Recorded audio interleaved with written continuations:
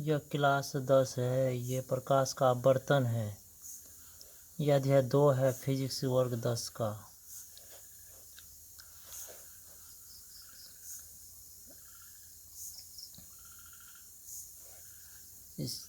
जब अपारदर्शक वस्तु होती है तो ये है आपतित, ये है परावर्तित। परावर्तन के लिए क्या चाहिए? अपारदर्शक वस्तु चाहिए। लौटना परावर्तन और आगे बढ़ जाना अपवर्तन। जैसे मान लिया, जैसे हम ऐसे आगे बढ़ेंगे और फिर हम लौट गए तो वह क्या हो गया? अब वह लौटना जो होता है वह परावर्तन, और आगे बढ़ जाना जो है अपवर्तन होता है। अपवर्तन के लिए आपको माध्यम चाहिए। माध्यम 2 होते हैं, जैसे हवा है, जल है, कांच है। माध्यम 2 प्रकार के होते हैं। 2 प्रकार के होते हैं, एक विरल माध्यम होते हैं, एक सघन माध्यम होता है। सघन किसे कहते हैं? सघन किसे कहते हैं? जिसके कण सट्टे होते हैं उसे सघन माध्यम कहा जाता है।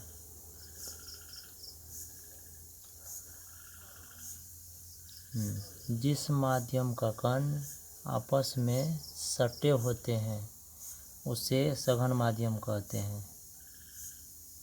आज जब सघन माध्यम है तो प्रकाश की चाल कम हो जाएगी।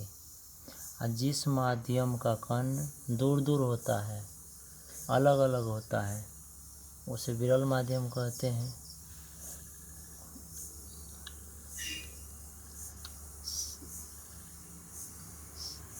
सघन का अर्थ होता है सटा हुआ, और विरल मतलब होता है दूर दूर। जैसे हवा और जल। जैसे हवा का कण दूर दूर है तो विरल माध्यम है, और जल का कण क्या होता है? सटा होता है, वह आपको सघन माध्यम हो जाएगा। अब जल लिया जाए, जब जल या कांच लिया जाए तो जल का कण जो है दूर दूर है तो वह आपको विरल हो जाएगा, और जल की अपेक्षा कांच आपको सघन हो जाएगा, क्योंकि उसका कण जो होता है सट्टे होते हैं। जैसे आपको बोलेंगे हवा में चलने के लिए, जैसे देखिए कहेगा आपको हवा में चलने के लिए तो आप चल सकते हैं, लेकिन जल में आप नहीं चल सकते हैं, क्योंकि जल का जो कण होता है ना वो आपको सटे होते हैं। ठीक है। उसी प्रकार प्रकाश की चाल जो है विरल माध्यम में अधिक होती है, सघन में होता है कम होता है।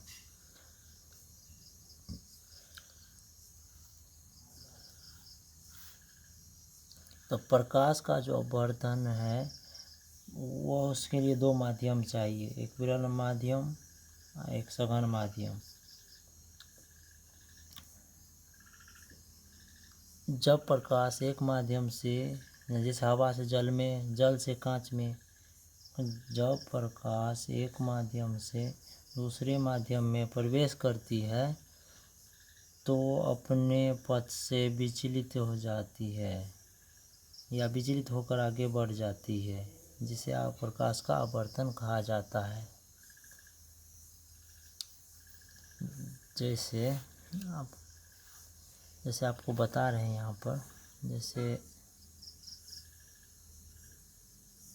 जैसे एक माध्यम ये ले करके आपको बता रहे हैं। ये हवा हो गया माध्यम, ये आपको जल हो गया।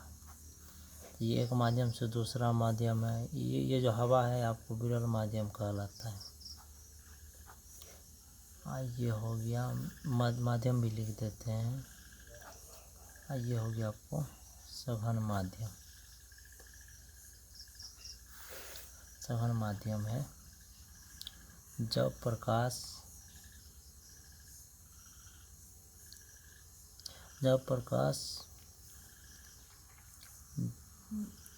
माध्यम चेंज होता है, एक माध्यम से दूसरे माध्यम में जाती है। यहाँ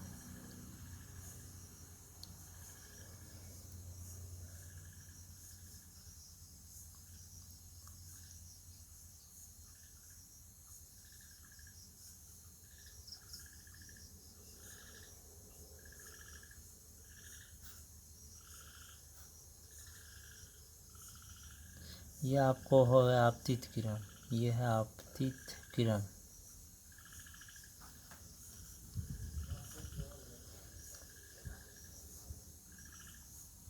यह आपको आपतित किरण की काल्पनिक रेखा है।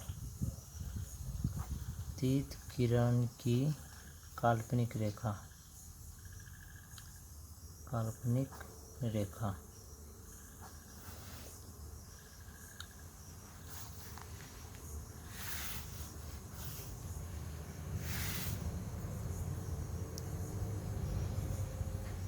यह आपतित किरण है, यह आपतित किरण की काल्पनिक रेखा है। यह किरण जो है इसे मुड़ जाती है, ये किरण ऐसे ही मुड़ जाती है। यह किरण जो हो जाएगा अपवर्तित किरण हो जाएगा, अपवर्तित किरण ही आपको हो जाएगा। यह विरल माध्यम हवा है, सघन आपको जल हो जाएगा। जिस माध्यम का कण दूर दूर है उसे विरल माध्यम कहते हैं। जिस माध्यम का कण सटे होते हैं उसे सघन कहलाती है। तो प्रकाश एक माध्यम से दूसरे माध्यम में गया तो अपने पथ से विचलित हो गया। जाना चाहिए सामने, लेकिन सामने नहीं जा कर के यहाँ चला आया। इस पथ से क्या हुआ, इसका विचलन हो गया। इसे ये किरण आपको अपवर्तित किरण हो गया। जब प्रकाश की चाल जब प्रकाश एक माध्यम से दूसरे माध्यम पर प्रवेश करती है तो अपने पथ में विचलित होकर आगे बढ़ जाती है। ये आपतित किरण, यह आपतित किरण की काल्पनिक रेखा है।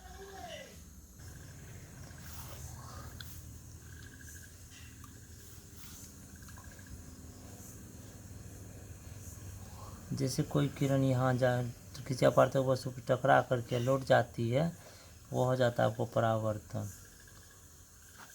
ये हो गया आपतित किरण। ठीक है,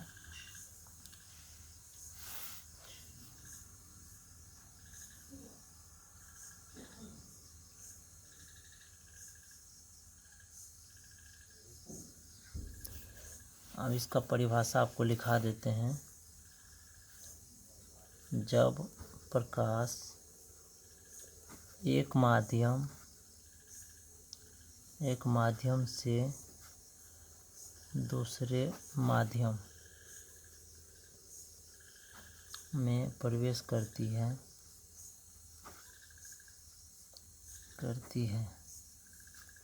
तो वह अपने पथ से विचलित हो जाती है। विचलित होते हुए आगे बढ़ जाती है। इसे प्रकाश का अपवर्तन कहते हैं। जब प्रकाश एक माध्यम से दूसरे माध्यम में प्रवेश करती है तो वह अपने पथ से विचलित होते हुए आगे बढ़ जाती है। इसे ही प्रकाश का अपवर्तन कहते हैं। आगे बता रहे हैं आपको।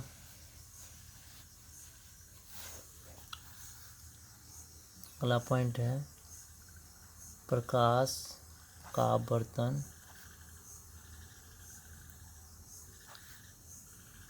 दो तरह से होता है।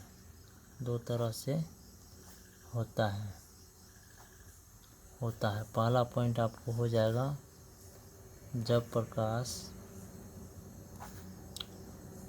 विरल माध्यम से सघन माध्यम में प्रवेश करती है तो वह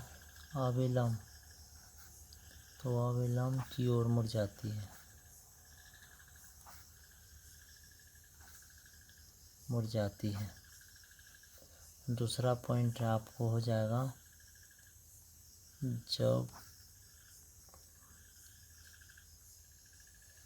जब प्रकाश सघन माध्यम से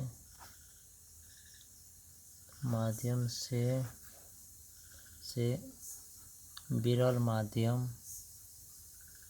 में प्रवेश करती है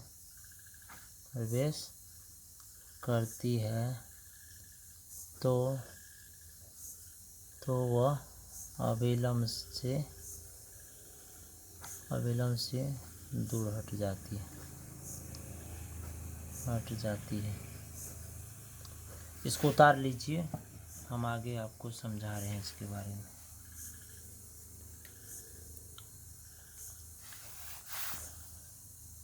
जब प्रकाश विरल माध्यम से सघन माध्यम में प्रवेश करती है तो वह अविलंब की ओर मुड़ जाती है। और जब प्रकाश सघन माध्यम से विरल माध्यम में प्रवेश करती है तो वह अविलंब से दूर हट जाती है।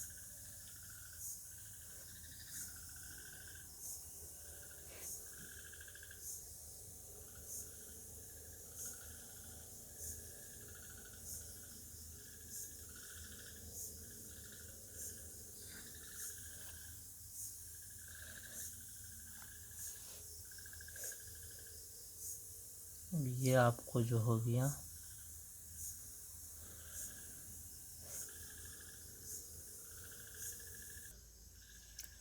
x डैश ये हो गया, ये आपको y डैश हो गया। ये धनात्मक x अक्ष, ऋणात्मक x अक्ष, धनात्मक y अक्ष, ऋणात्मक y अक्ष। जहाँ कटती है वह मूल बिंदु, ये 90 डिग्री 90 डिग्री होता है। इसको लिखा जाता है ओरिजिन, मतलब वो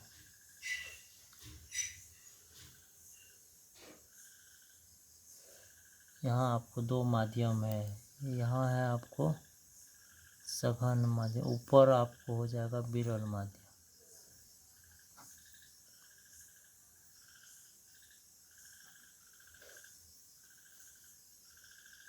नीचे आपको हो जाएगा सघन माध्यम।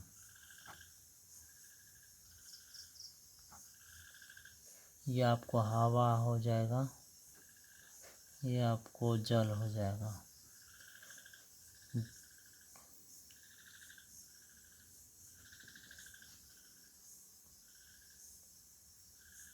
जब प्रकाश आपको विरल माध्यम से सघन में आती है तो सही रास्ता देखिए इस तरह से बनाइएगा। सही रास्ता इस सामने है,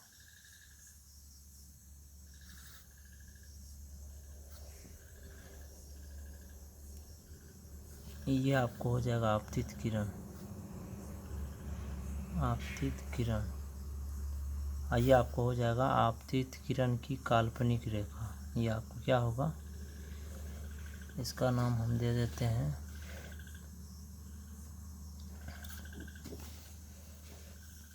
आपतित किरण की काल्पनिक रेखा हो जाएगा।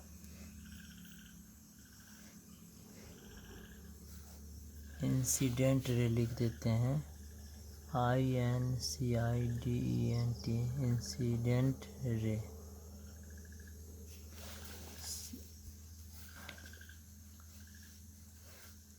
यह आपतित किरण की काल्पनिक रेखा है।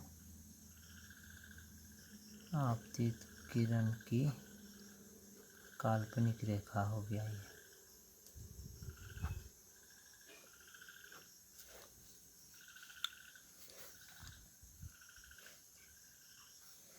ये आपको आपतित किरण हो गया। यह आपतित किरण की काल्पनिक रेखा, सही रास्ता है, सामने है। लेकिन जब प्रकाश माध्यम चेंज करता है तो हवा से जल में आती है तो वह अविलंब की ओर मुड़ जाती है। यह अविलंब की ओर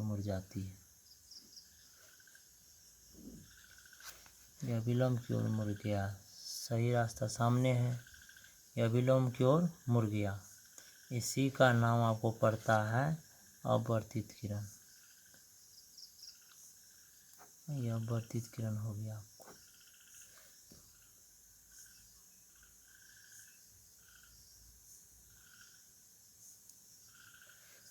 रिफ्रैक्टिव रे,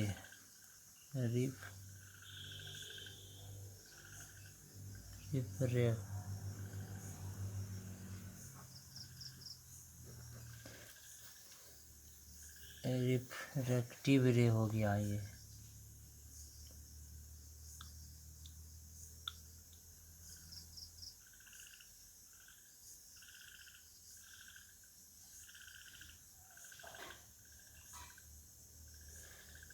इसका नाम आपको हो जाएगा अभिलंब। ये नाम हो गया अभिलंब, नॉर्मल कहते हैं इसको। ये नॉर्मल हो गया आपको। ये जो ओ जो दिए हैं ये हो गया आपको आपतन बिंदु। आपतन बिंदु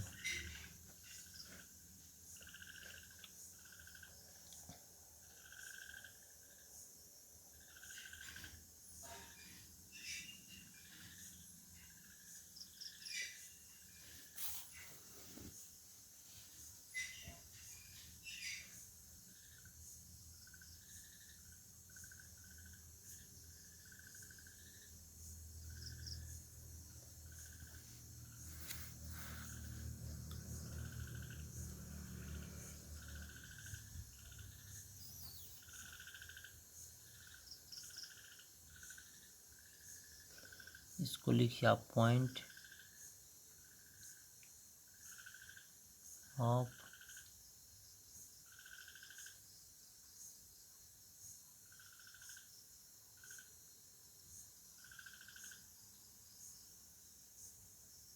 इंसिडेंट।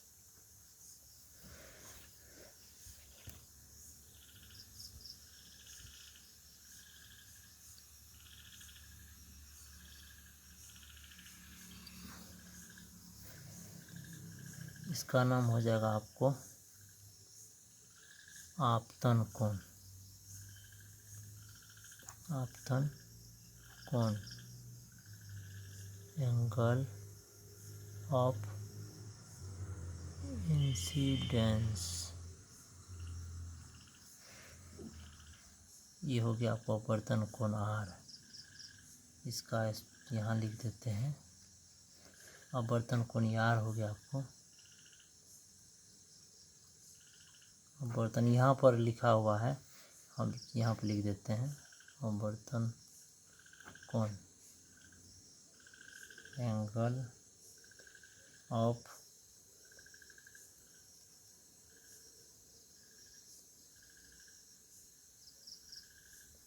रिफ्रैक्शन।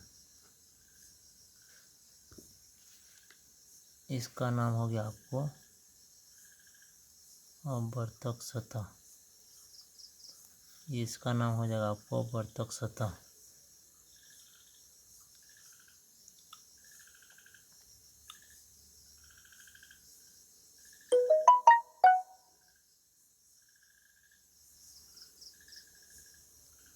आपको हो गया अपवर्तक सतह। इसका होता है रिफ्रैक्टिव सरफेस।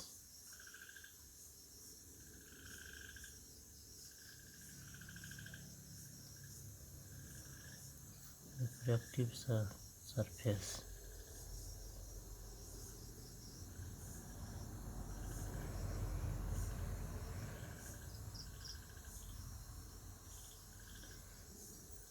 अपवर्तक सतह रिफ्रैक्टिव सरफेस।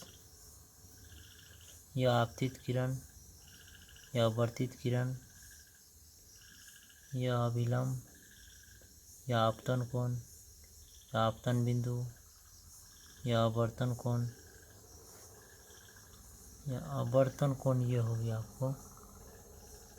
यह अपवर्तन कोण है, यह अपवर्तित किरण, यह आपतित किरण की काल्पनिक रेखा है।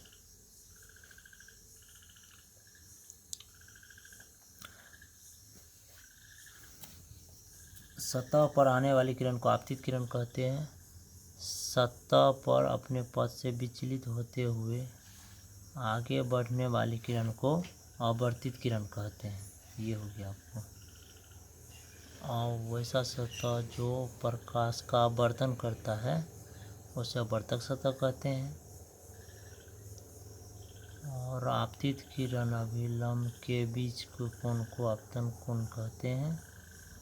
इसे आई द्वारा सूचित किया जाता है।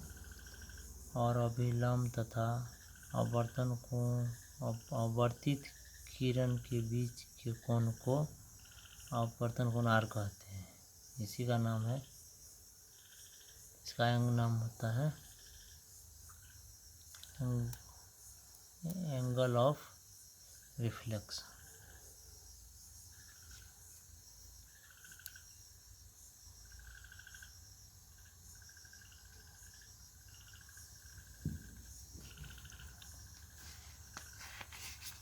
दूसरा फिगर आपको बता रहे हैं, आपको पहला फिगर हो गया।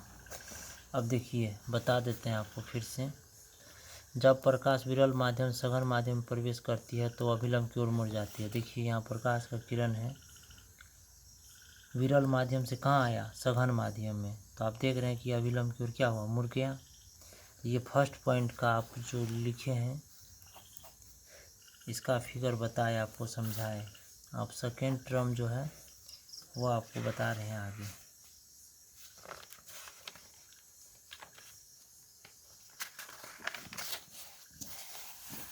दूसरा फिगर बता रहे हैं आपको, ये आपको हो गया अभिलंब।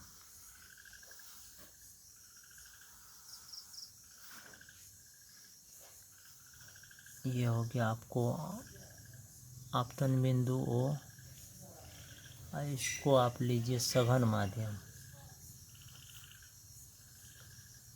इसको लीजिए सघन माध्यम, इसको लीजिए विरल माध्यम। ये आपको हवा हो गया, ये हो गया जल हो गया। आज जब सघन माध्यम से प्रकाश को अगर गुजारते हैं तो ये वह क्या होता है कि अभिलंब से दूर हट जाती है। ये आपको हो जाएगा अपवर्तित किरण हो गया। ये आपको हो जाएगा आपतन कोण। इसको y डैश मान लीजिए, इसको x मान लीजिए। ये आपको हो गया x डैश।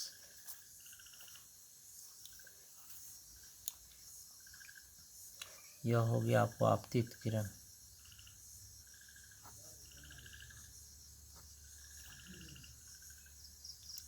ये आपको हो गया कोणार। यह हो गया आपको अपवर्तन कोण।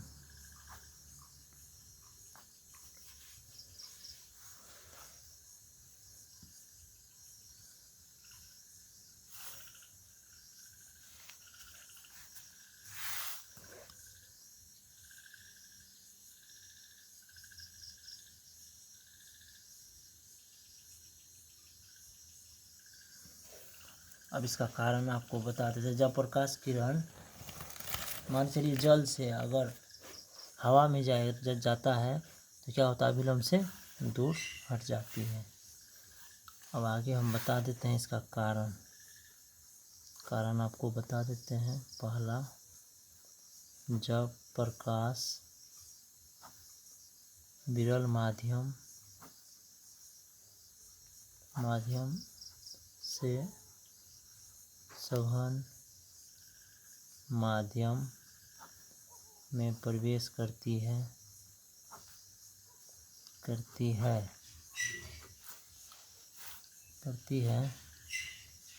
तो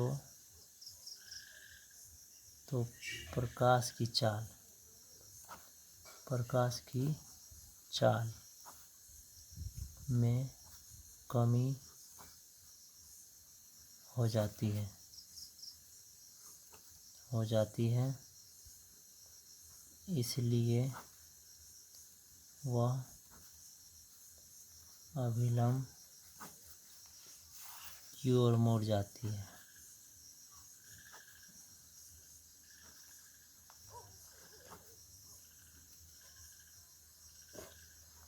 दूसरा पॉइंट आपको बता देते हैं। जब प्रकाश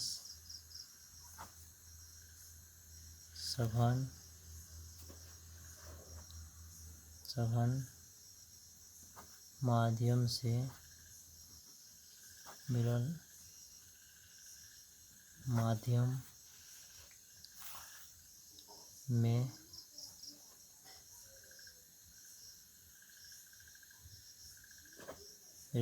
में प्रवेश करती है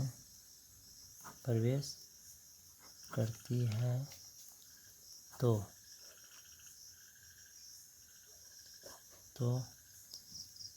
प्रकाश की चाल में वृद्धि हो जाती है।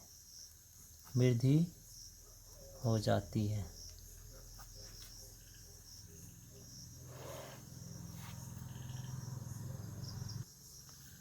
हो जाती है तो वह अविलंब से दूर हट जाती है। तो वह अविलंब से दूर हट जाती है। जब प्रकाश सघन माध्यम से विरल माध्यम में प्रवेश करती है तो प्रकाश चाल में क्या हो जाती है? वृद्धि हो जाती है, तो अविलंब से दूर हट जाती है। अब आगे पॉइंट आपको बता रहे हैं हम।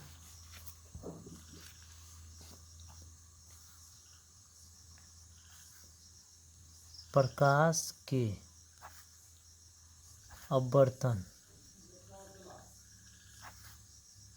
के दो नियम होते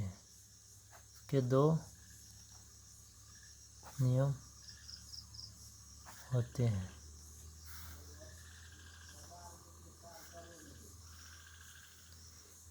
ये आपको हो जाएगा आपतित किरण। ये आपको हो गया आपतित किरण।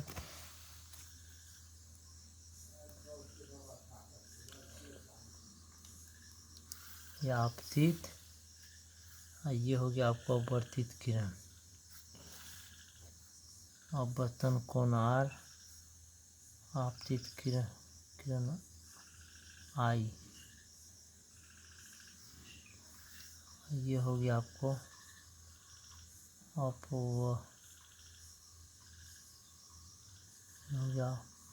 अपवर्तित किरण।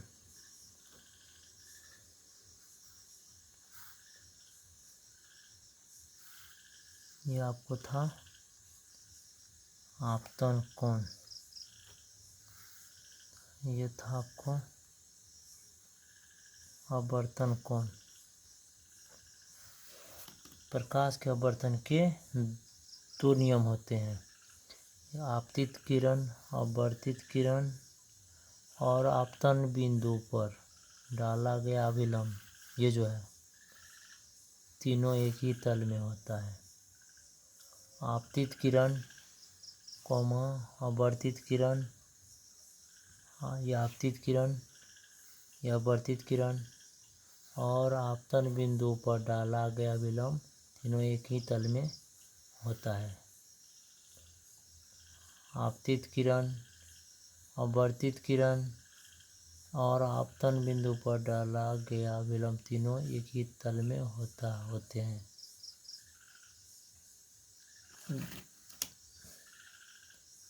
ये आपको हो जाएगा, ये माध्यम था आपको विरल और ये आपको है सघन। ये विरल माध्यम, सघन माध्यम। ये विरल है, ये सघन है।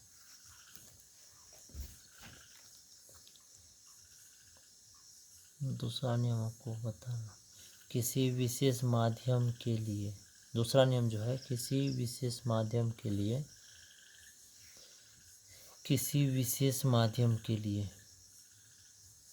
किसी विशेष माध्यम के लिए आपतन कोण की ज्या, आपतन कोण की ज्या और अपवर्तन कोण की ज्या जया का अनुपात एक नियतांक होता है।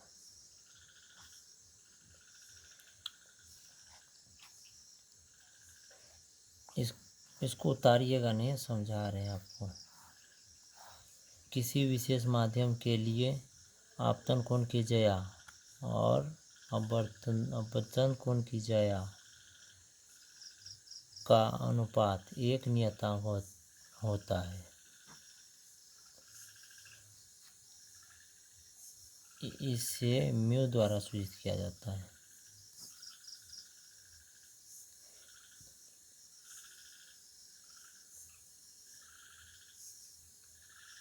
इसे म्यू या एन द्वारा सूचित किया जाता है। एन द्वारा सूचित किया जाता है। ये विरल सघन जल और कांच, हवा और जल। ये विरल, ये सघन। जल तो कांच किसी विशेष माध्यम के लिए,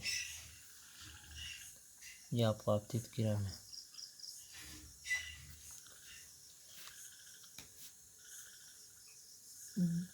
जया का मतलब बताइए तो आप लोग कमेंट करके। ये जया जो है बता सकते हैं।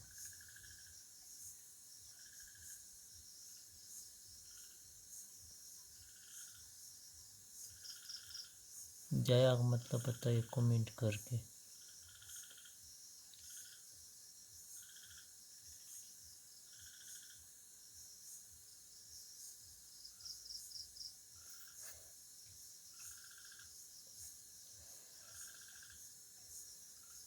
त्रिकोणमिति में होता है जया, त्रिकोणमिति में होता है।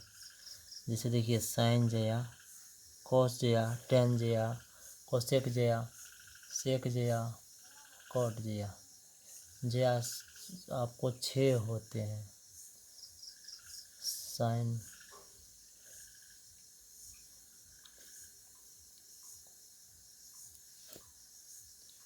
त्रिकोणमिति में जो निष्पत्तियाँ होती है वह 6 होते हैं, उसी को जया बोला जाता है।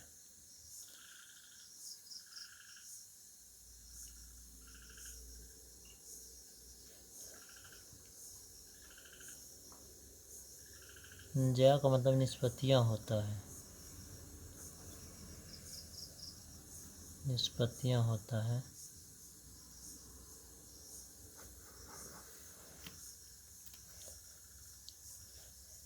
इसे हम लोग साइन आई बटा साइन आर बटा म्यू होता है। साइन पहले क्यों लिया गया सो बता रहे हैं आपको। जया पहले बोलते हैं, जया 6 होते हैं। Sine cos tan, sine cos tan, cosec, sec, cot. Sine या कोसेक, साइन इसलिए लिया जाता है कि साइन कहने में अच्छा लगता है। नियम है इसका साइन आई बटा साइन आर। किसी विशेष माध्यम के लिए अपतन कोण की जया और अपवर्तन कोण की जया का अनुपात एक नियतांक होता है।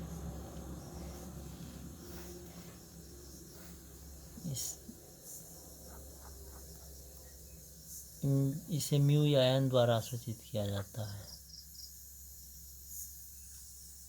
साइन आई बटा साइन आर बराबर म्यू। साइन क्यों लगा?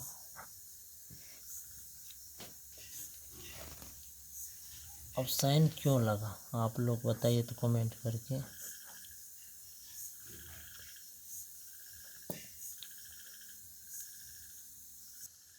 यहाँ से इसको बता रहे हैं किस तरह से साइन आई बटा साइन आर हुआ है। यहाँ से मुझे लम डालिए तो इस यहाँ पर बी मान लेते हैं।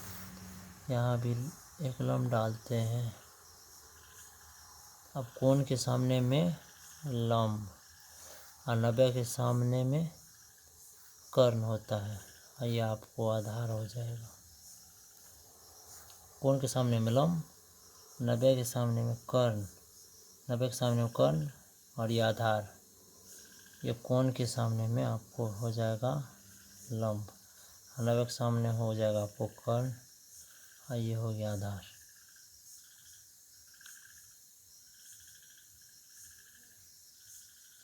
अब बताते हैं, अब आपको बताते हैं साइन कैसे लगा। यहाँ लंब बड़ा, यहाँ लंब आपको हो गया छोटा, यहाँ लंब बड़ा, यहाँ लंब छोटा।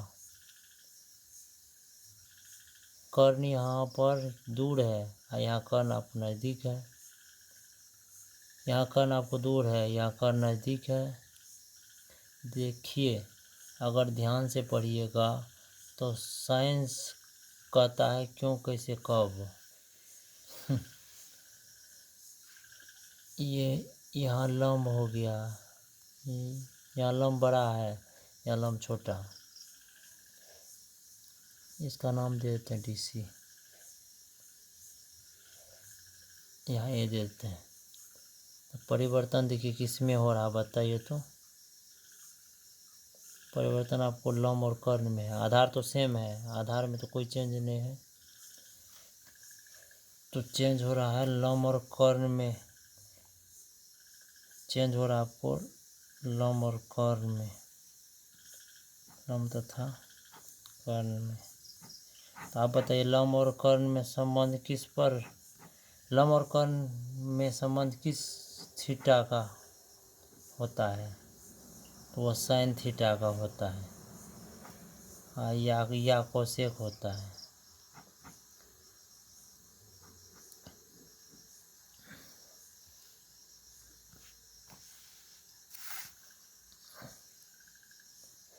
साइन थीटा, इसीलिए साइन थीटा बराबर लिया जाता है। लंब और कर्ण में कौन चीज़ का संबंध है, साइन का है।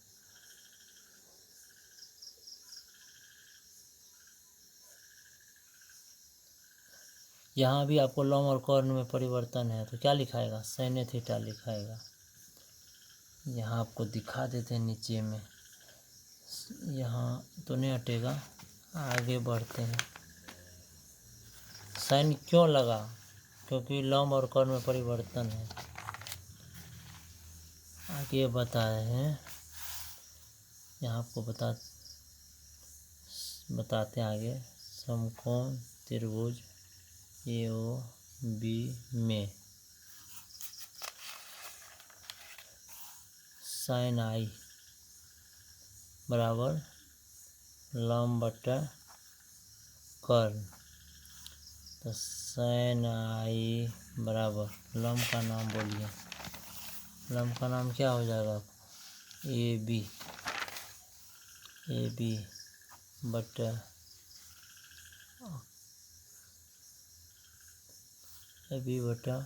आपको कर्ण दिया था OA। अब पुनः फिर समकोण त्रिभुज COD में साइन R, तो इसका फॉर्मूला हो जाएगा लंब बटा कर्ण।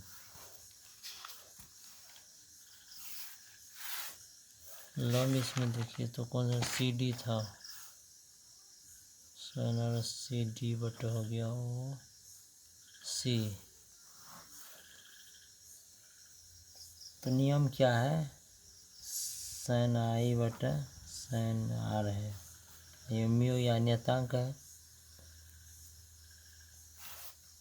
इसमें क्या करना आपको, आप भाग दे दीजिए, साइन I बटा साइन R। साइन I का मान बताइए क्या है, AB बटा OA।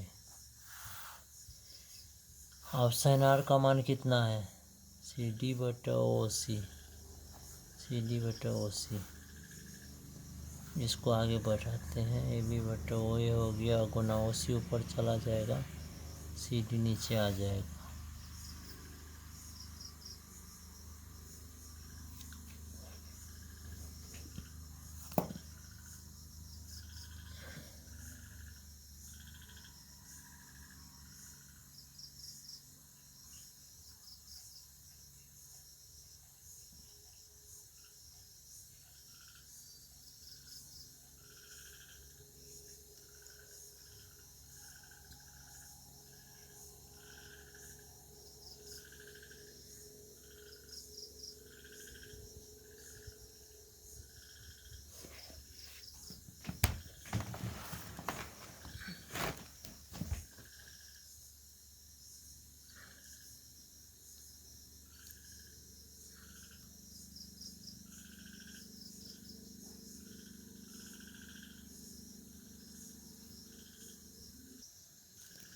यहाँ आपको बता रहे हैं आगे, जैसे यहाँ भुजा की लंबाई है तो भुजा की लंबाई चर की अचर वह अचर होता है। जैसे 4 सेंटीमीटर लिखाता है, 5 सेंटीमीटर लिखाता है, ठीक है।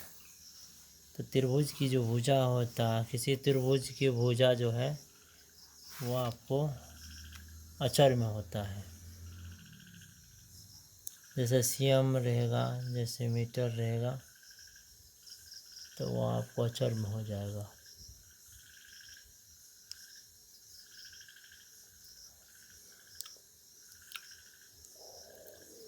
किसी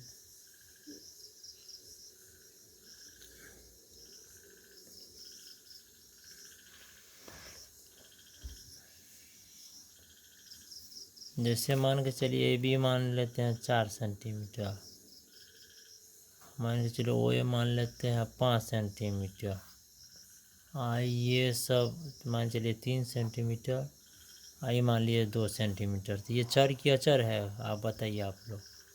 तो ये आपको हो जाएगा अचर, ये हो गया आपको कांस्टेंट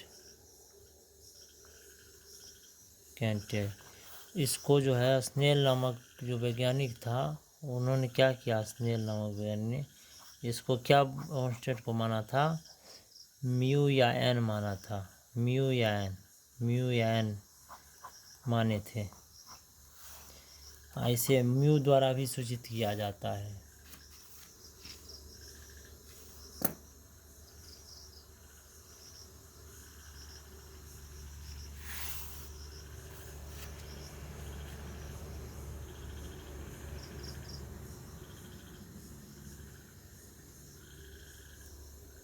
अगला पॉइंट आ जाते हैं। अब आपको बता दिए इतना चीज़, जो स्नेल ने जो है इसका क्या नाम दिया था कांस्टेंट का, म्यू या एन।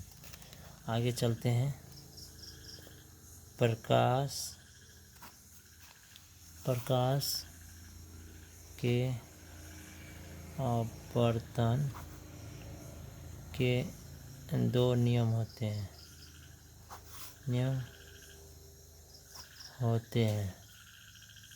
तो पहला नियम पहले बता देते हैं आपको।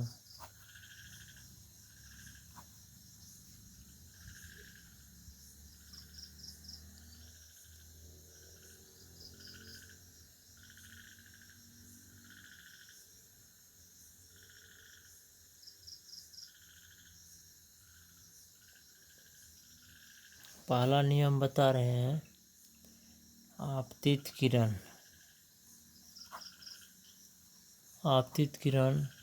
अपवर्तित किरण और आपतन बिंदु पर डाला गया अभिलंब तीनों एक ही तल में होते हैं। और दूसरा आपको हो जाएगा, दूसरा नियम, किसी विशेष माध्यम के लिए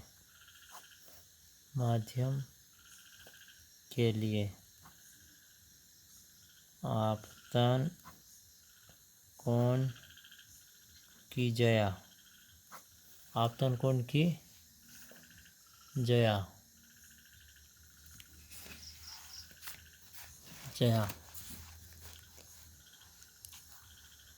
और अपवर्तन कोण की जया का अनुपात एक नियतांक होता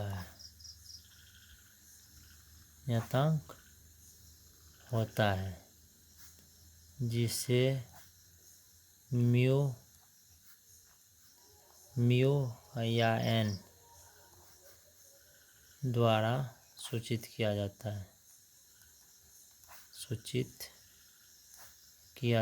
है। इसे हम लोग साइन आई बटा साइन आर लिखते हैं। ये म्यू ये नियतांक हो गया,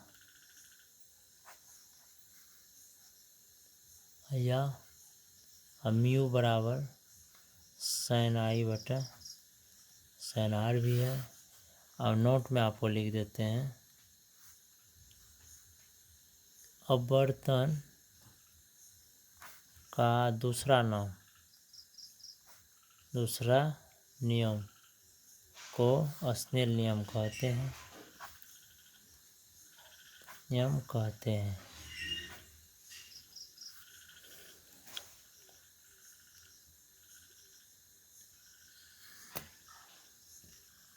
आगे आपको स्नेल का नियम समझा देते हैं। स्नेल का नियम किसी विशेष माध्यम के लिए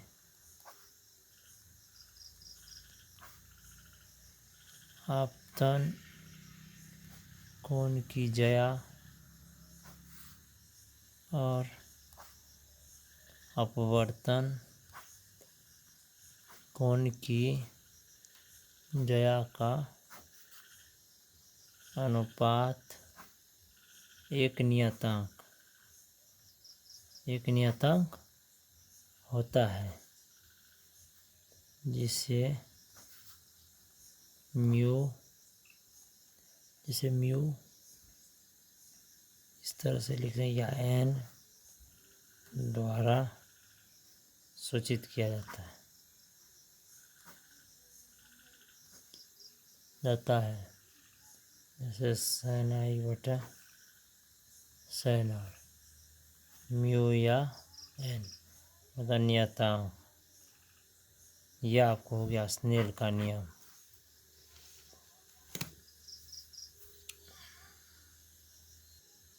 आज का वीडियो हम यही रखते हैं। ये पार्ट 1 वीडियो था। ये प्रकाश का अपवर्तन है, अध्याय 2 फिजिक्स वर्ग 10 का चालू किए हैं।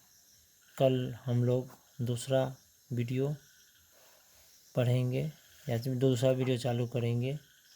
जो भी छात्र छात्राएं जो नए हैं वो हमारे चैनल को ज़रूर सब्सक्राइब कर लें। धन्यवाद।